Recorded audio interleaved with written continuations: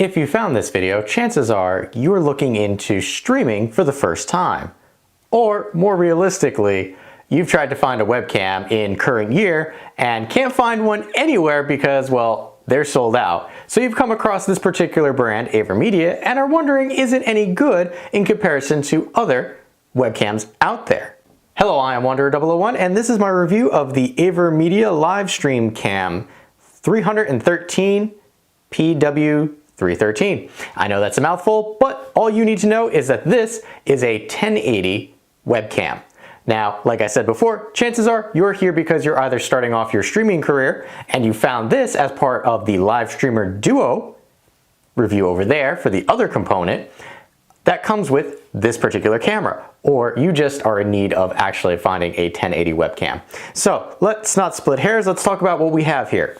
You have a webcam which has a 2 megabit CMOS sensor, which gives you a fixed focal length. So for those of you who don't know, that means you're not going to get a lot of play, it's just going to focus on one thing. So one thing. That is dual focus because it's focusing on more than one thing. This does not do that, it stays focused on a set particular spacing. The working distance is between 1.3 and 3.28 feet. Cable length on this is just shy of 5 feet, which is an acceptable amount of length so that, you know, you're kind of working with this on your computer anyway, you don't need a ton. Now, this does come with a privacy shutter, and the privacy shutter, in my opinion, while good, has a small problem. It's very, very loose and moves around easily. So I kind of wish that that was a little tighter. The camera itself is actually adjustable. Notice I'm tilting it forward and back, so you have some play with this as well as being able to turn it 360 degrees. But you don't get that with a lot of other camera options, which is nice. Aside from the camera head here itself, you're looking at the stand. The stand is something else that's overlooked by a lot of people. In this case, it's not a lot to look at. It's just kind of this clip.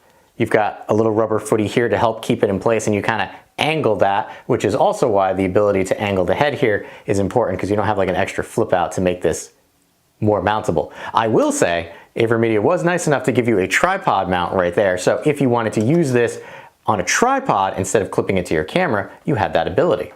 Now, if you're looking at this camera, chances are the other camera that you're probably looking for also, or were originally looking for, is the Logitech C920S, which is what this is compared to a lot of. So let me actually show you a comparison of some of the features that this has that the Logitech does not, and some that the Logitech has that this does not. So let's take a look at that now. When comparing the AverMedia webcam to its Logitech competitor, there are two big differences that you'll notice at first. So Logitech here, if we move it, we can adjust it thusly, forward and back. So side to side, there you go.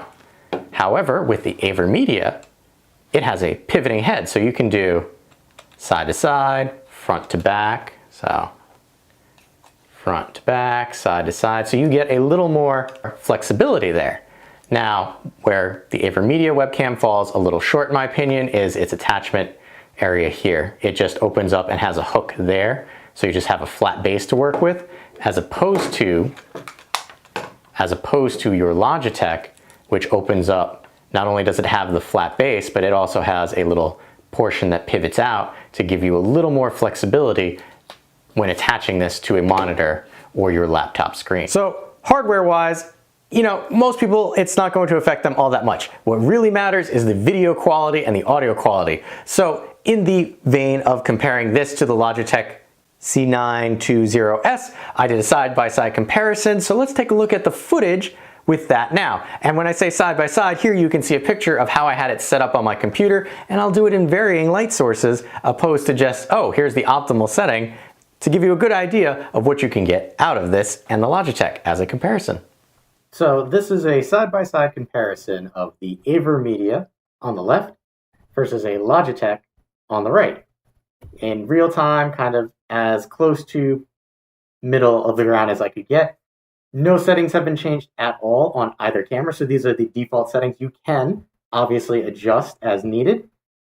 The microphone currently is my computer's mic. For this portion of the test, I have two spotlights behind the camera. So it adds a little more light fill. You can see now I have shadows on my light colored shirt. Painting should look a little different.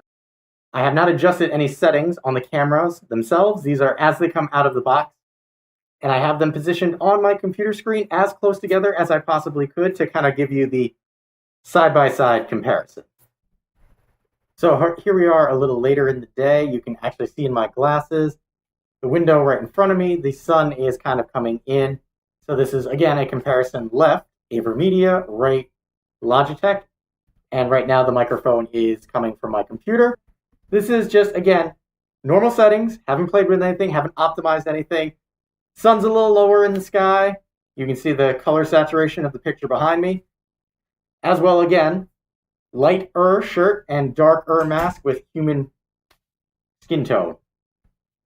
So still the same time of day, but now I have my two spotlights on to try and change the color tone a little bit.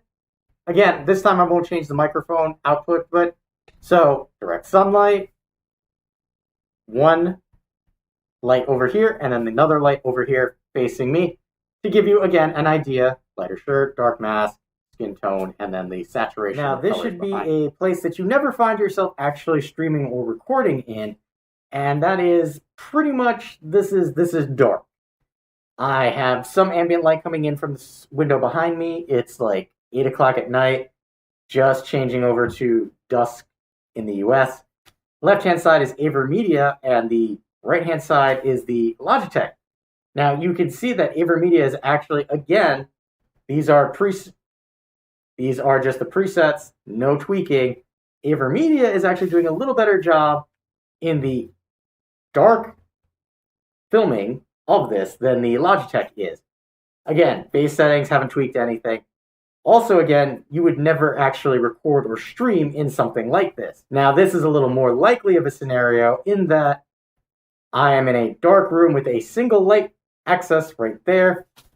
CFL bulb just hanging out. Again, AverMedia is still on the left, Logitech on the right here. Now, you notice that there was a little color distortion when I was gesturing with AverMedia there, but this is more likely the suboptimal recording situation that you would do. Next, I'm going to actually turn on both of my spotlights here and give you a better idea of what that looks like. And this is our last test. No natural light whatsoever.